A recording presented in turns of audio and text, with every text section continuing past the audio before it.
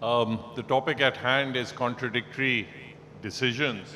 I was reminded of an interview of the late Zulfikar Ali Bhutto, Prime Minister of Pakistan, with an Italian journalist, Oriana Fallaci, who asked him why he made so many contradictory statements. And he, in reply, he quoted the American philosopher, essayist, Ralph Waldo Emerson, that a foolish consistency is the hobgoblin of little minds. The full quote of Emerson runs that it is the hobgoblin of little minds adored by little statesmen and philosophers and divines. With consistency, a great soul has simply nothing to do. He may as well concern himself with his shadow on the wall. Speak what you think now in hard words, and speak tomorrow what tomorrow thinks in equally hard words, although it contradicts everything you say today. Now, another Prime Minister of Pakistan expressed a similar view with perhaps a little less flair, that a leader who does not take U-turns is no leader at all. Now, like politicians, poets are also similarly untroubled with contradictions. Rather, they embrace that conflict within themselves and they make it a fertile field for their creative expression. As anyone who tries to pigeonhole the ideology of Allama Iqbal from his poetry. Now, perhaps the American poet Walt Whitman put it best, that do I contradict myself? Well then, I contradict myself. I am large, I contain multitudes. Now the question is, do we want our judges to be great men, or do we want them to be little men, hemmed in and locked in by the law? Are we willing to give them the same creative license that we are willing to afford poets or political leaders? Are we right to demand a greater consistency from them, a greater logic from them? That is what we are here to discuss today. Now, starting from the topic, which is eroding the rule of law and conflicting legal decisions, first let's pass the rule of law a little bit. Now, the rule of law has many components and we can't possibly go into them here. There was an excellent article the other day I read by Reema Umar in which she encapsulates 8 components of the rule of law. Now, one of them is consistency. Now, there should be consistency in the law itself, and there should be consistency in the application of law. Consistency in the law itself you require so that people, the laws of the land are sufficiently clear, they are sufficiently certain for people to understand their rights and obligations and to be able, with a reasonable degree of certainty, to plan their affairs. Now, secondly, there needs to be consistency in the application of law, that it should apply equally to all peoples at the same time and not just to certain people at certain times. Now, reaching this target requires a certain degree of cooperation and self-restraint from judges as a group. They are responsible for interpreting laws and they are responsible for applying those laws. For us to have any kind of consistency in both the law and the application of law, they have to be willing to sacrifice their individual creative impulses in favor of collective certainty. That involves allowing your hands to be tied by past legal precedent and sometimes being forced to reach decisions that go against your personal sense of morality, right or wrong, or even justice. Now, a poet who lets his individual expression be hemmed in that way, now that would be a mediocre poet. But a judge who lacks the self-discipline to do exactly that that judge is in the wrong profession. Now, don't get me wrong, I'm not advocating that there should be an absolute rigid adherence to past legal precedents, something that allows for no room for creation of new jurisprudence. At one level, conflict, dissent, these are essential, these are the fields from which judicial progress, jurisprudential progress happens. If we just all faithfully followed precedents, it would condemn our todays and tomorrows to the clutches of the dead hand of the past. But nonetheless, there are good conflicts and there are bad conflicts. I'd like to talk about those a little. Now, firstly, the good conflicts. There is the healthy conflict that takes place within a judicial decision itself, where judges on a bench disagree or dissent with a conclusion owing to different interpretations of the law. This kind of conflict only stimulates a deeper and more holistic understanding of the law, and it allows the jurisprudence to move forward. A classic example perhaps is the decision of the Supreme Court in the 21st Amendment case.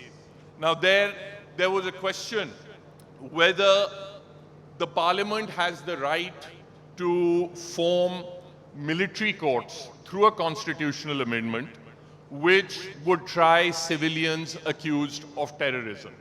Now, as a democratic constitutionalist, it was a very, very difficult question to answer. On the one hand, the petitioners were saying that the Supreme Court should strike down a constitutional amendment passed by 2/3 of both houses of Parliament. Now, that is something that any constitutionalist grapples with. Why should judges get to strike down the will of Parliament, especially in a constitutional amendment? But the other issue was equally grave. Military courts. Now, military courts, it is said, are to the concept of justice that just like military bands are to the idea of music. They are an assault on the senses. Now, how can you reconcile the two? Now, predictably, the Supreme Court had 4 different views that came forward in that judgment. 17 judges heard it. Some of them went and said, 5 of them said that you cannot have military courts, and we are prepared to strike down a constitutional amendment in that. 3 of them said that no, Parliament's will must be respected, and we cannot strike down its constitutional amendment. 8 of them took a middle line. They said that we can perhaps strike down some constitutional amendments, but this case doesn't qualify so long as the Supreme Court retains the right of judicial review over any decision that the military court passes. So, and then there was a 4th view, and that was the view canvassed by Asma Jahangir Sahiba, and she took the line that which was accepted by Justice Hafez Saeed Khosa, and that was the position that although the Supreme Court cannot strike down a constitutional amendment, nonetheless there were technical defects in the amendments to the Army Act which made those military courts defective and inoperable. Now, these were attempts, genuine attempts, to grapple with a serious constitutional question. Now, that kind of dissent is very healthy. The second type of good conflict is when judges move on with the changing times. Now, in the US jurisprudence, the classical example is Plessy versus Ferguson, where the US Supreme Court said that racial segregation is constitutional. And then much later, in Brown versus Board of Education, they said, no, racial segregation is unconstitutional. Courts should, the judiciary should move with the times, and they should grapple with these questions all the time. In our context, and I would differ respectfully with Mr. Irfan Qadir on that point, I think the Sindh High Court Bar Association judgment, to the extent that it laid to rest the previous doctrines of necessity and of supreme public welfare to justify military rule. The Supreme Court took a step forward. It was a conflict. It was a positive conflict. Similarly, when the Supreme Court today has struck down military courts, which earlier it had said trials of civilians in military courts is okay, when it took the step that no, it's not okay, FBLE was wrongly decided, I think that is a positive development. The problem is that you have to squarely confront the previous jurisprudence. The problem arises when the Supreme Court does not face up to the previous jurisprudence. It just ignores earlier judgments and chooses to render a new outcome in a different case. There it then just depends on the litigant and the judges at hand. And you have numerous examples of that. And I think Mr. Irfan Qadir has referred to several of those examples, so I won't bore you with those. Now, the way judges get around these conflicts is by simply pretending that they don't exist. They either ignore the earlier precedent or they call the earlier precedent distinguishable. Now, on a few rare occasions, earlier precedents are actually distinguishable on some principle of law or some distinguishing fact. But a lot of times, the distinguishing feature is merely different judges sitting on a bench, or a different litigant, or a different desired outcome. There is no actual distinguishing feature involved. It is, I'll just wrap up.